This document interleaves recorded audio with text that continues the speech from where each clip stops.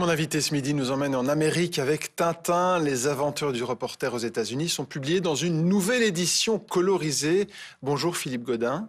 Bonjour. Merci d'être avec nous. Vous êtes biographe d'Hergé. On vous appelle hergéographe, tellement vous connaissez l'œuvre du pape. Hergéologue. Hergéologue, encore. Ben voilà, hergéologue, c'est encore mieux.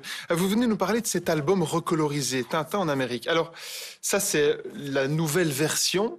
Oui. Colorisé aux éditions Moulinsart. J'ai retrouvé dans ma bibliothèque l'album Tintin en Amérique, que j'ai depuis que je suis enfant. C'est pas la même couverture. Il y a d'autres différences entre les deux. Expliquez un petit peu, finalement.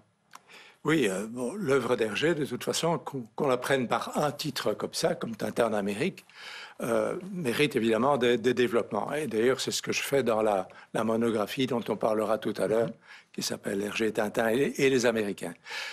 Ce qui sort maintenant aux éditions Moulinsart est une version colorisée de la première version.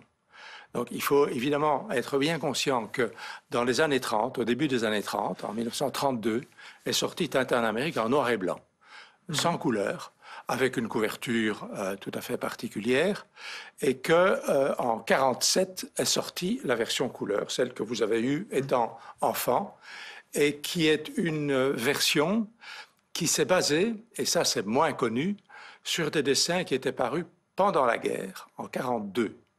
Donc il y a une version intermédiaire qui est construite sur le schéma de l'apparition du petit 20e, c'est-à-dire avec une moyenne de 6 images par page. Et ces dessins-là ont été réutilisés par Hergé alors pour faire l'album en couleur que tout le monde connaît puisque c'est l'album classique. C'est ça. Donc voilà, 3 étapes. Ouais. Et aujourd'hui sort donc, enfin aujourd'hui, ces jours-ci, sort la version colorisée, c'est-à-dire qu'on a ajouté des couleurs dans la version noir et blanc. Alors, dans la monographie Hergé, Tintin et les Américains, vous analysez, vous décortiquez le rapport entre Hergé et les États-Unis. Il a toujours été fasciné par les Indiens. Il a toujours été vraiment intéressé par les Indiens. Il a côtoyé un abbé qui était, c'est un abbé, hein, c'est ça. Oui, oui, c'est ça. Qui se disait lui-même Sioux finalement. Oui. Et il y a cette case que l'on vient de voir des États-Unis, des Américains qui font détaler les Indiens parce qu'on vient de découvrir sur leur terre un gisement de pétrole. Si c'est Tintin qui l'avait découvert, on lui offert de l'argent. Et vu que ce sont les Indiens qui l'ont découvert, on les fait évacuer sans ménagement. Ça veut dire quoi, ça, c'est cette case, qui est une case qui a beaucoup fait parler quand même, hein. Oui, c'est effectivement une case très très importante dans l'album, peut-être la plus importante, parce que là, on a vraiment le sentiment d'Hergé par rapport aux peaux-rouges. Là, il prend leur défense, c'est une image qui vient après une séquence où finalement les peaux-rouges ne sont pas extraordinairement sympathiques. Ce sont des figurants comme les autres, comme les gangsters avant, comme les gangsters après. Mais c'est vrai qu'Hergé était, comme beaucoup d'enfants, attaché aux peaux rouges, hein, les cow-boys et les Indiens, bien entendu. Mais plus que ça, parce qu'il a été scout, notamment il a fait un passage aux scouts neutres, qui sont très attachés aux Indiens, au langage des Indiens, au langage des signes, à la philosophie dégagée par ce peuple, etc. Donc il y a un attachement qui lui vient de la période du scoutisme.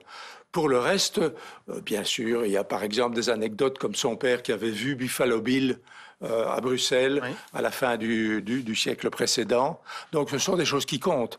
Mais d'une certaine manière, Tintin est arrivé en Amérique, dans une Amérique de gangsters surtout. Oui, c'est ça.